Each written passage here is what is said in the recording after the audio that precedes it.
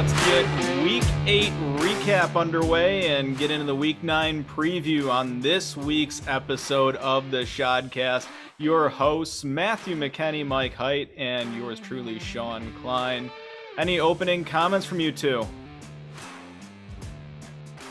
No, I don't think so. Let's get it going. Jumping. No, I called beating Lacombe last week, and that came through. So. And you did? I couldn't believe it. That was my lock of the week last week was Lacombe over you. So I just could not believe it. Anyway, this was our last Pokemon last week. Any guesses, Mike? What's the clues again? Oh yeah, I forgot the clues. 2014 running back, and he had 181 points that year, and he helped the Fat Jims beat his brother 94 to a nice 69. I got nothing. Who's that Pokemon? It's Joik Bell. Okay. We tried to find some odd players out there. Joik Bell, I think, would qualify. He certainly does. It's one of those funny running back things that we were talking about the other day in the show. The Week 8 score is Feel the Rush, 145 to 141 over the New World Order. Probably the closest game this week. Yeah, I mean, with Adams out, Aaron Jones had a great game. Kind of seems to be the trend anytime that Adams is out. So just enough to edge out the NWO. Yeah, super good game for New World Order as well. They ended up scoring more than 140 points. A.J. Brown had a big game. Was kind of quiet in the beginning of the game, but that kind of exploded towards the end, caught a lot of balls. So tough loss for New World Order. Almost came back at the end with Tyreek Hill, but just fell a little bit short. Next game, Rusty Truckers over Muppet Nation. This was a hotly contested game between Matt and I, and it came down to the wire.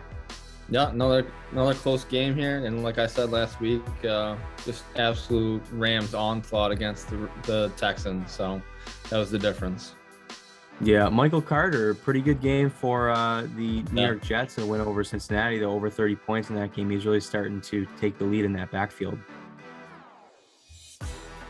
And then My Team is Fine continues their not fine tumble down the standings, losing to the baby brother 94 to 79. Yeah, just not a great performance by the dog here. I mean, it kind of could have been seen coming that the Carolina offense was not going to continue to roll in, but we're seeing it now. Yeah, and it's getting pretty bad, quite frankly, because Jay Walsh football team only put up 94 points and still ended up getting the win. Najee Harris was the only player on his team to score over 20 points, and 94 gets it done this week for Jay Walsh. Maybe a bit of luck playing a role. Fat Jims continues their winning streak, 144 to 113 over Armin Tamzarian. Yeah. Not much going on the Armin side here. Eckler had a pretty good game, but that's about it. Yeah, the big one for Fat Jims was Chris Godwin, 28 points in that game. They just continue to have such a good passing offense. Even in games where they, lose the game or don't even play to their potential, it seems like just able to score at will. And Godwin had a strong game against New Orleans, even in that loss. And then the Flutie Flakes back on the board with 152 points, clobbering the barbecues, the Charbique barbecues, the El Barbill Charbicues, 82.9. Yeah, just an absolute roasting, almost doubled them in points. Nothing. Yeah, pretty ugly. Davis Mills was the star of his team. Pretty ugly, and Bills were back, so obviously Flutie Flakes are back. And then Lafferty over Trek, 114 to 79. Trek, that was kind of a surprising loss. I mean, again, I called it. Great game out of Mixon. Pittman had 2 touchdowns in like the first 5 minutes of the first quarter.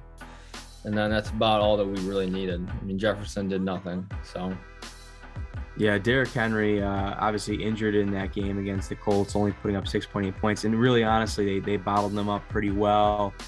So a super low total, I think the lowest total of the year for Henry. And then, there's really nobody that really moved the meter. Darrell Williams had 17 points, Cordero Patterson 18 points, but nobody getting over 20. And when you score 79 points in the show, you're not going to win. Van Buren boys edge out the Rafi Bombs 105-94. Yeah, I mean, definitely the lowest scoring outing for VBB in a while.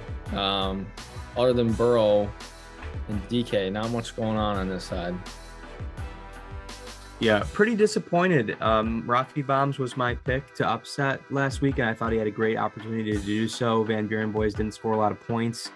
But we just didn't see a lot out of Delvin Cook, only 7.8 points. Rob Gronkowski got injured early in the game. He put up a 0. Cortland Sutton with a meager, 6 points. So just not getting it done on the Rafi Bomb side here. And then we have the injury report. We could talk about a ton of injuries this week, but we're going to focus on 2 big ones. Matt, why don't you dive into what's going on with this guy, Derrick Henry? Is he going to be out for the year? Yeah, the biggest injury is obviously King Henry. He has what's called a Jones fracture, which if you look at the foot model that we have here, there's these mid-foot bones, which are the basically called the metatarsals. And if you look at the very far bone on the right side, that's the 5th metatarsal. It's kind of the bone that's in the foot that's next to the pinky toe. And this bone actually has a little area down towards the back of it that has a very, very poor blood supply or a vascular watershed. And because of that, it really doesn't heal very well. Mainly, fractures generally take about 4 to 6 weeks. I should say probably 6 to 8 weeks to heal completely. But when you're talking about playing football, it could be a 4 to 6 week injury. But for this type of injury, you do have to worry about healing. And that's why Derrick Henry needs to have surgery on his foot. They're not saying it's going to be definitely season ending, but for the purposes of fantasy football, you can pretty much put Derrick Henry on waivers at this point, I think. And then the other injury we want to talk about, it didn't look like he was injured after the game. Jameis Winston, what's going on with him? Yeah, as far as I can understand, he has a multi-ligamentous knee injury. He tore his ACL and his MCL, so he will require season-ending surgery. He will be back in 2022, but for the rest of the year, he will not be available. Now, Matt, as a medical professional, would you ever recommend dancing on a torn ACL like the way that Jameis was doing? Well, he's going to get it fixed anyway. He doesn't look like he's putting any weight on it.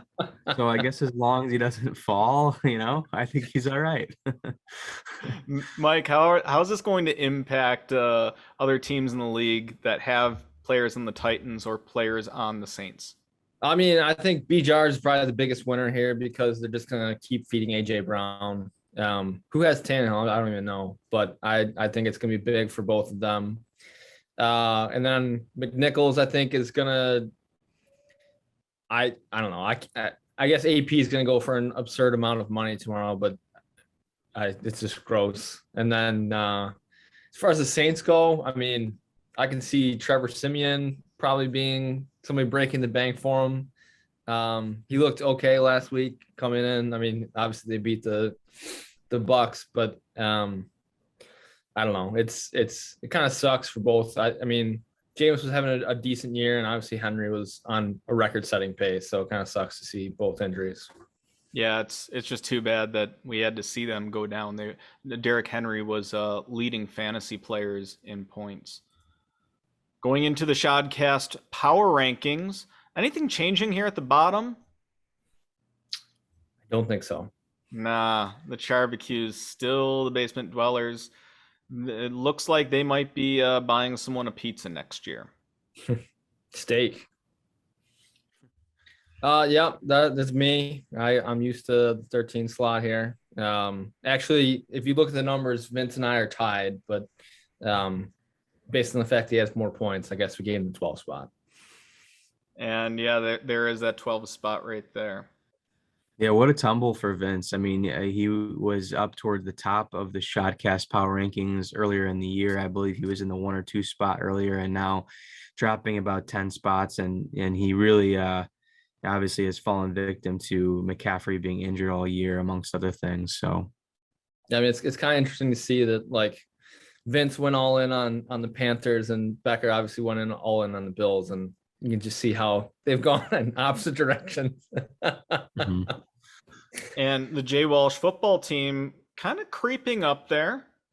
Yeah, I mean, got the victory over his brother, but just not an impressive win whatsoever.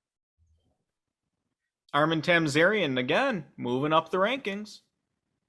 Yeah, whatever. I mean, he's okay. I mean, like again, his record is better than his real, team worth and team value. I mean, really, he's one of the lowest point scoring teams in the league. He's just kind of gotten lucky with some matchups, and he said it in the show today. He just hopes that he can maybe squeak out a few more wins to make the playoffs, and who knows, maybe that could happen. Number 9, Rafi Bombs. I think this is where it starts getting sticky in the show. The top 9 spots are pretty much all for grabs. Mm-hmm. Yeah, I think we're getting close to the point where our team is going to start getting locked into the top 7 here pretty soon. Trek still on the outside looking in after a tough loss this week. Embarrassing loss.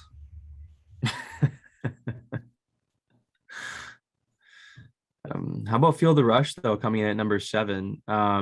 This is a team that, again, has scored points this year, but isn't really putting up a good record. I think it's going to be interesting to see what happens in the next couple of weeks with Field of Rush, because I think we could see this team either ascend or descend relatively quickly and relatively rapidly, dramatically. So, this is one to watch, I think. Mike, who's at number 6? The Nation. The Nation is at number 6. It's a good team.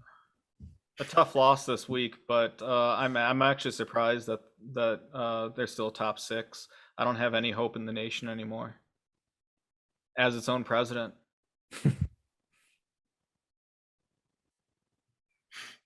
Matt, you surprised to find yourself at number 5? Perhaps a little bit surprised. I think my team has been up and down this year. We're obviously at 4-4 and, scored a decent amount of points. I think we're, top 5 or 6 in points for the year.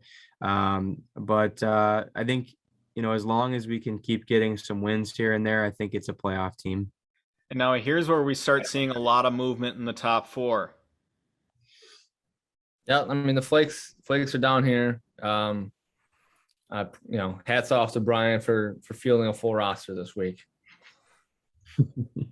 NWO moving up. Yeah, the New World Order is a good team. I mean, I think that they're probably the scariest team out of all of these. Not so much because they have the best roster, they're scoring the most points, but because there's Tyreek Hill on the team, and you just never know when he's going to go off for 60 points and bury your team in the playoffs. Mm-hmm. Yeah, and AJ Brown's really coming into his own right now. And look who's at number 2. Fat Jims. They've steadily been working themselves up into those top 3 spots. Sure have. I mean, spoiler alert, I gave him my number 1 spot this week. I mean, Neil took over the number 1 points, right? I think that's right. Yes. Yeah. Neil currently has the lead by about 7 like 20 points, maybe 7 points. Oh, 7. Okay. Yes. Yeah, it's really tight. It's tight between him, the NWO, and let's not leave out Van Buren Boys and Muppet Nation, all in the 480s, in the 1,080 mark. Between 1,080 and 1,090. But not in that top 3 is the Van Buren Boys with 1,087 points, and they are number 1 on the top of this week's SHODcast Power Rankings. Yeah, I mean, not a very convincing win this week, but I mean, they're staying there until somebody knocks them off. Yeah, really quick here too. I want you guys to take a look. The top 4 teams have never won a trophy. The top 4 teams in the SHODcast power rankings and in the show standings overall. So, is that a sign that we have a new trophy winner this year? I guess that remains to be seen. We know Muppet Brandon's Nation's not on the gonna win. outside looking in. And if I knew how little I knew. Time for this week's Don Paul bad call. First one. Yeah, so trade deadline crickets. What I mean to say here is that there just doesn't seem to be a lot of action on trade deadline day. And for the NFL, I guess I really don't understand why that's the case. We've played 8 weeks in the NFL. At this point in time, I would argue most of the teams know whether or not they're going to be a playoff team at this point in time, or at least have a good idea whether or not they can make a push. And the fact that teams aren't trying to get some value for players that they think they can move, or even trying to add playoff caliber players or players that they think might help to push them towards a championship, really surprises me. I think trade deadline is really definitely a very important part of the season for a lot of teams, a lot of management in other sports. And I just don't understand why that's not reflected in the NFL quite as much. Yeah, I mean, I think it's just a very old school mentality. I just think people are afraid to trade. And I mean, other than the Rams, obviously they're not interested in any draft picks whatsoever. But yeah, I really like the Von Miller trade. I think that's going to be huge for their defense. Yeah, that was probably the biggest one this week. What's this about, Mike? So, I mean, I'm guessing people don't know about this lady since she's in Rochester, but I live in Rochester. And so she was a host of Kimberly and Beck. They had this long running show, morning show, and she and Beck both got fired for making a bunch of racist comments. And I don't know, it was this whole thing. It made local news all over the place. But over the weekend, she made news again because she posted a picture with her husband, who was standing in a Dolphins jersey also at the Bills game, claiming that she had gotten in using a fake vaccine card. And then it came out that they came and found her, and then they looked at her vaccine card, and it was hers, and it was real. So she lied about the entire situation. I just I don't know. I mean, I understand why she did, just to get like attention and, speaking to that base. But I mean, I just love that she got busted for doing something so stupid. Yeah. Did she lie, or was she being facetious about it? She was lying. Yeah. No, she made a big deal about posting it on all of her social media. Man, people are just they're so starved for attention. It's unbelievable. Mm-hmm. The last point we're going to go over with the bad calls is actual calls in the game. Lots of roughing the passer, roughing the receiver, roughing whoever's carrying the ball. It seems like playing defense today has got to be the most difficult thing to do, because not only you're putting your body on the line, but you could also get flagged for the simplest things. No, I couldn't. I mean, there's some of these calls are just outrageous. I mean, I understand watching, in full speed, maybe from not the best angle, that it looks like it's going to be a hit to the head or something along those lines, or if a quarterback ducks and the guy's already coming in at full speed that he's not able to pull up. But yeah, I mean, when you watch these back in slow motion, it's embarrassing, especially when these plays are happening like on important drives towards the end of the game or something, and it ends up changing the game.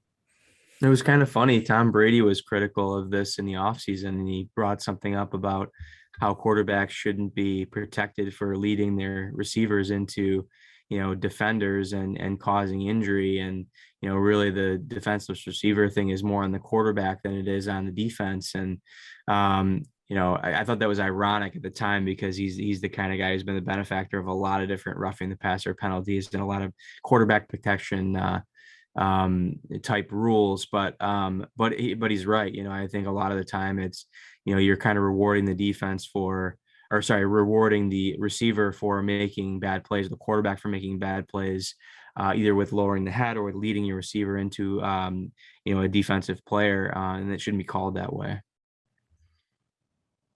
Zone knows pick of the week. The only dog that's 4-0. Going with the Yeah, I Rafi can't believe we've bombs. already picked 4 games.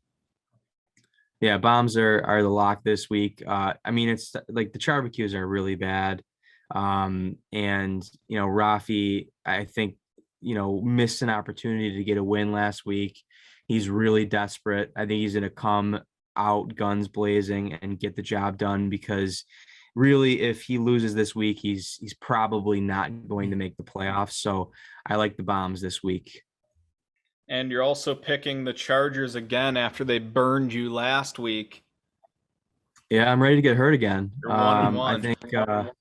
I think the Chargers, basically in a just win scenario against the Eagles. I think if you look at the look ahead lines from last week, looking at this game, I think the Chargers would have been favored by a decent margin. But because of the way the Chargers lost to New England, and then because of the big win that Philly had over a terrible Lions team, you get this low point spread. And I think the Chargers have a good opportunity to take advantage of that and get the win. Ride or die is 2-2. Yeah, I mean, we got off to a rough start, 0-2, but we're coming back swinging. And I mean, this was kind of a no-brainer for me, picking NWO over Jay Walsh. And you're also going Cincy with or giving the 2.5 points to Cleveland. Yeah, this was an easy pick for me too this week. Cincinnati's just a much better team. I know they just lost to the Jets, which is inexplicable. Maybe Mike White's just that good. I don't know. 400 plus yards, but yeah, I think they beat Cleveland easily this week.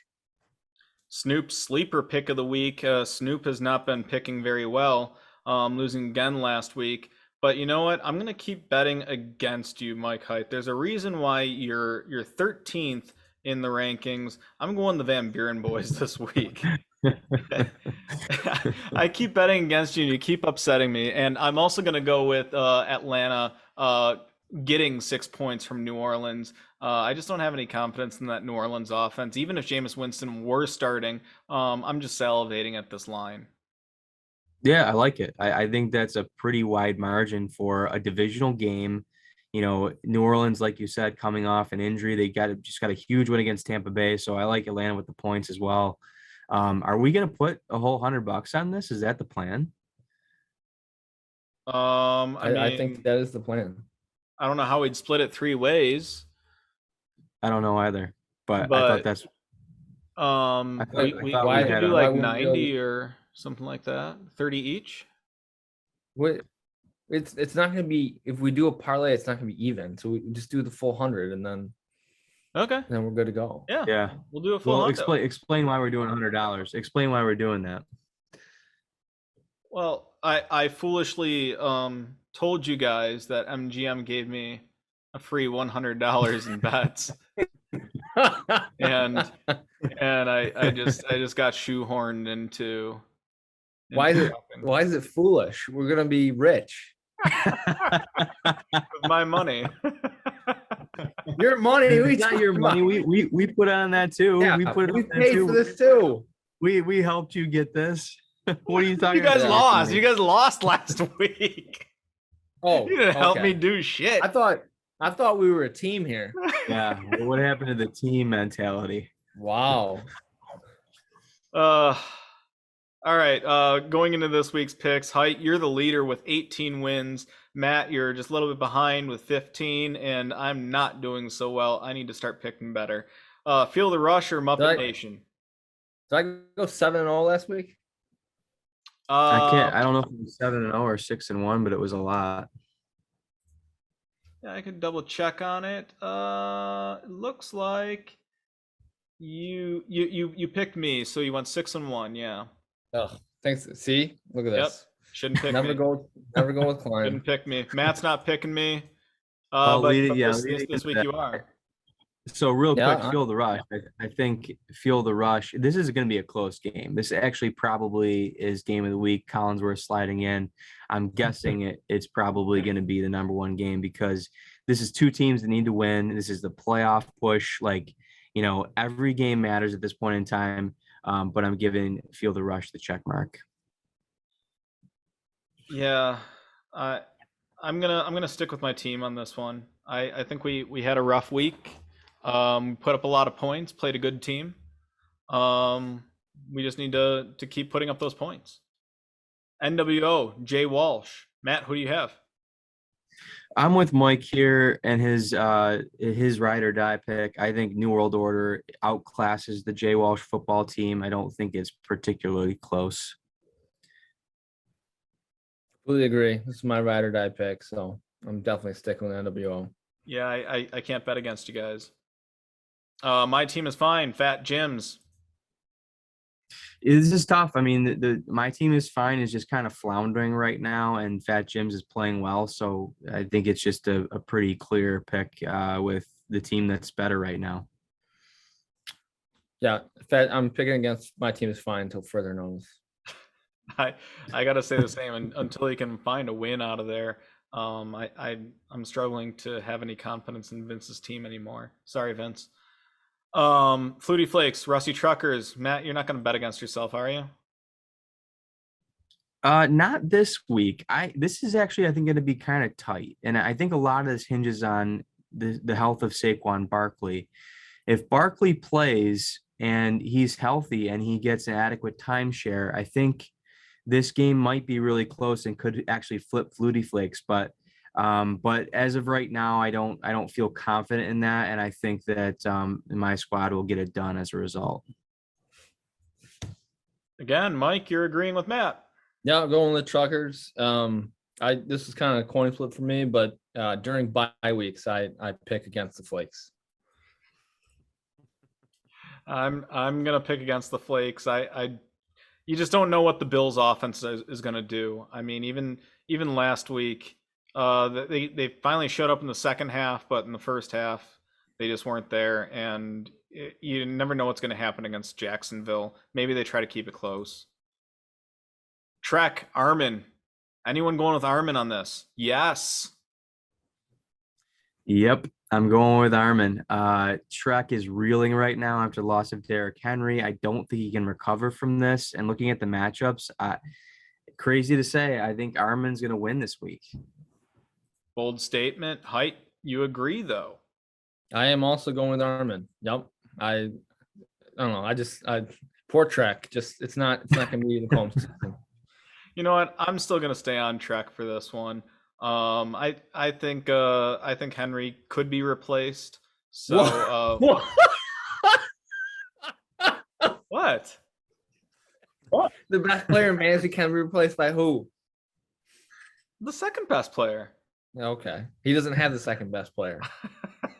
He still has a very good team. The team put up points with or without Henry, and I think he can still make do with it. It's going to be tight, but I wouldn't say his entire season's on fire. Rafi bombs, barbecues. I think we're all on the same train on this, right? Yep. Betting against barbecues until further notice, as Mike Height would say. Van Buren boys, Lafferty. Yeah, I like the Laffertys in this one. I just kind of feel like Van Buren boys are kind of up against they got a couple buys, I think, this week, and some of the matchups I don't really think are preferring a win for their team. And Lafferty's kind of creeping a little bit. I like what I saw out of his rookie quarterback Justin Fields last week. I like to see more of the same. So I think Mr. Height will get another win here this week. Yes, I agree with the manager of the Truckers.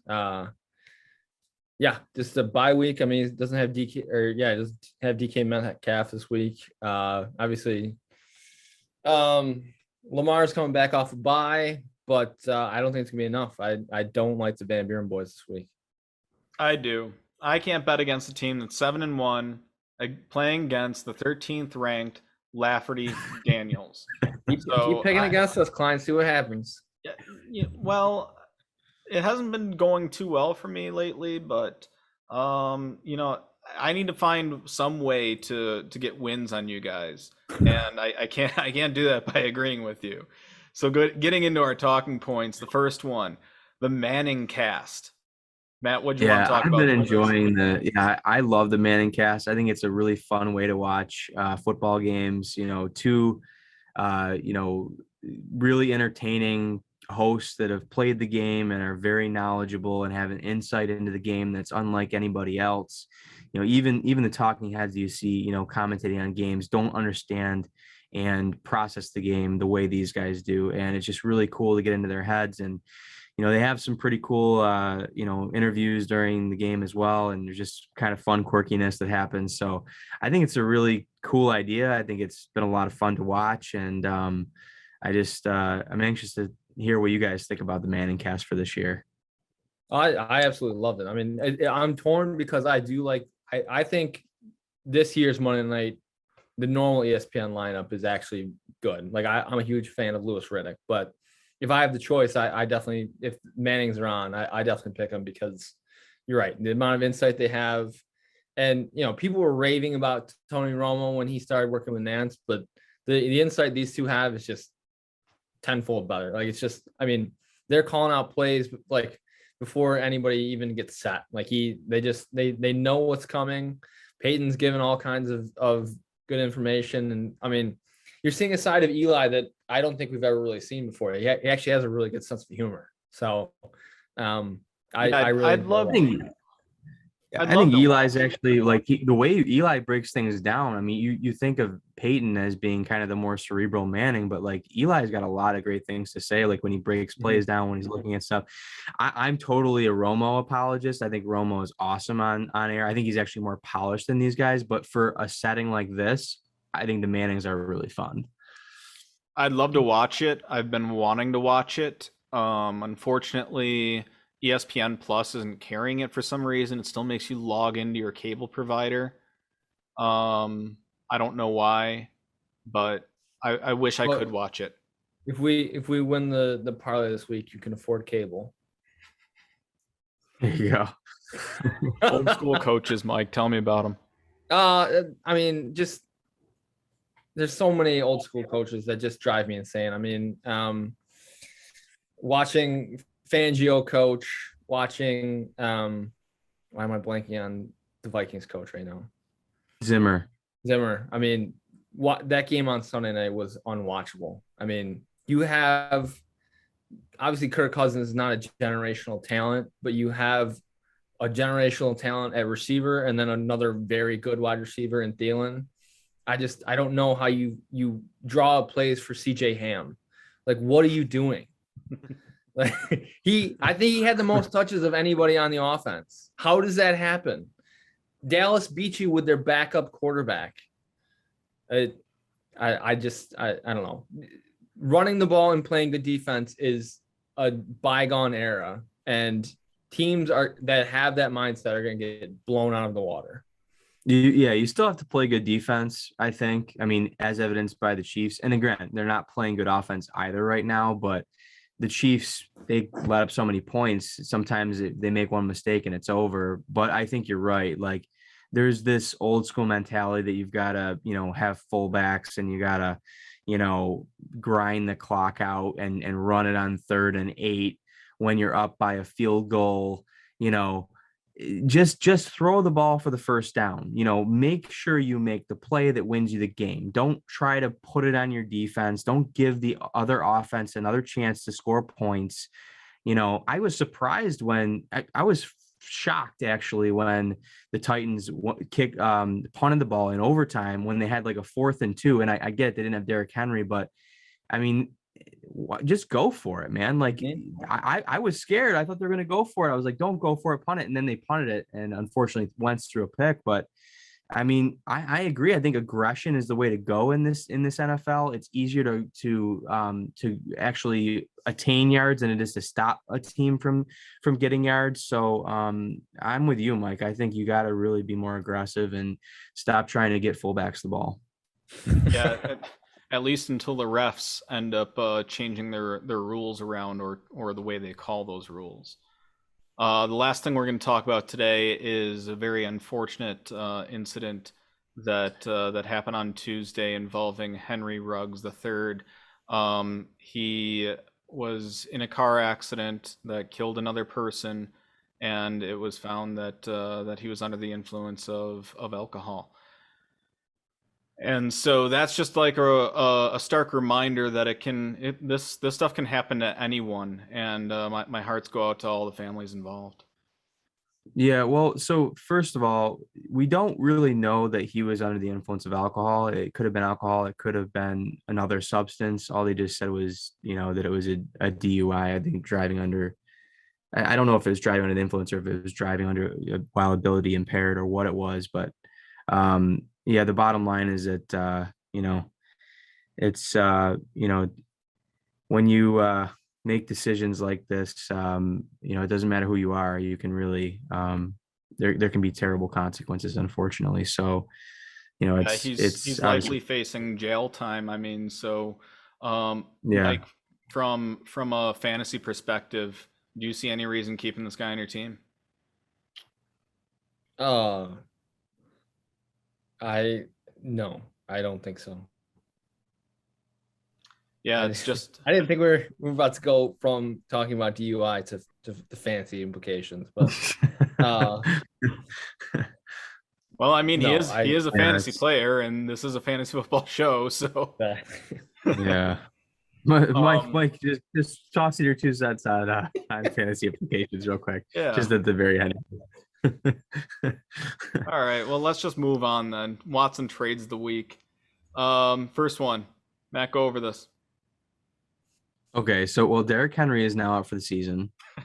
He's undergoing season-ending surgery, and Mecole Hardman is, wide receiver 3 maybe at the best in this offense. I guess you could say 2, but you've got Kelsey, so he's really pass catching option number 3, and then you're looking at 2 number 1 wide receivers, Michael Pittman Jr., who is really having a breakout season, and Justin Jefferson, who Mike said earlier, one of the better young receivers in the league right now. I think just Watson is out to lunch and hasn't caught on to the fact that Henry is out for the season at this point. yeah. Mike, And speaking about the Chiefs' number 3 receiver, like, is Josh Gordon even on the field? I haven't seen or heard from him.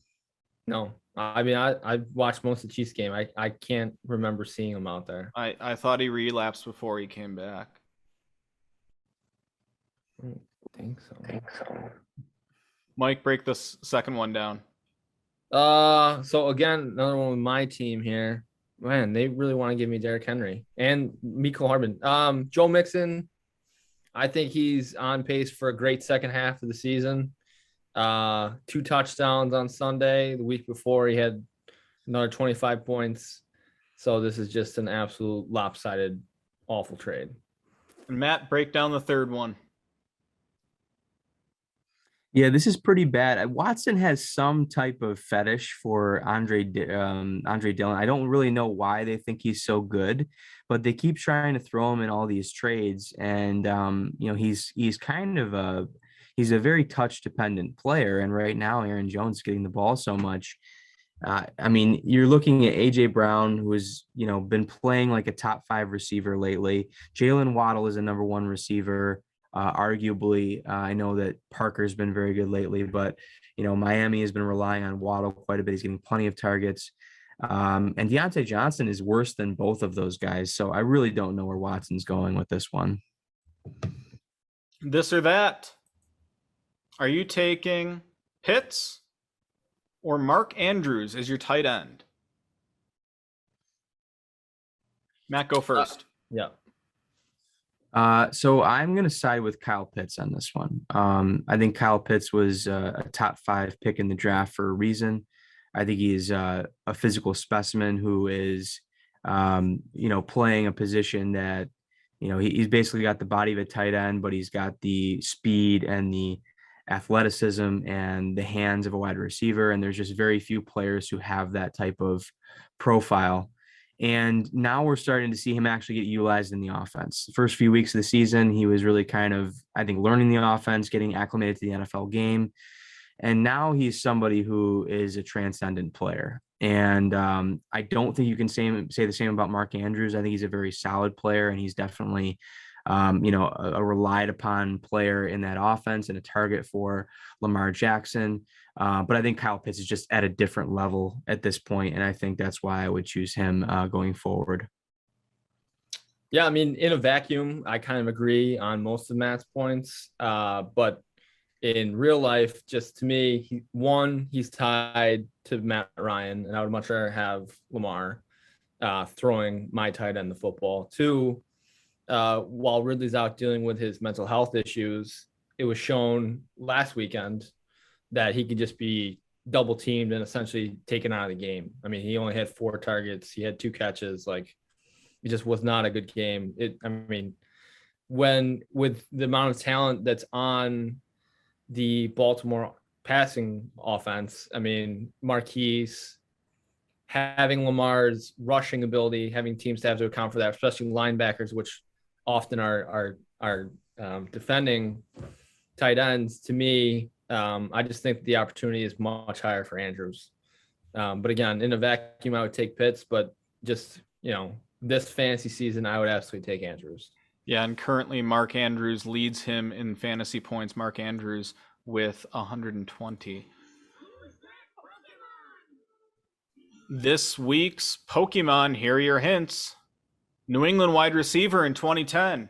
He had 7 touchdowns that year, probably all from Tom Brady.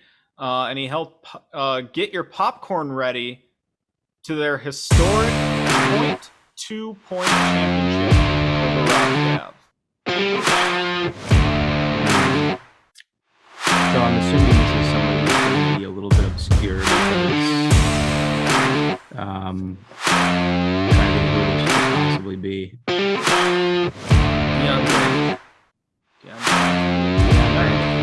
Find out next week. That's all for this show. Matt, Mike, any closing words? Yeah, thanks for joining us again this week. Happy to report I got no candy for him last weekend. All right, take it That's easy. good. Yeah, Halloween was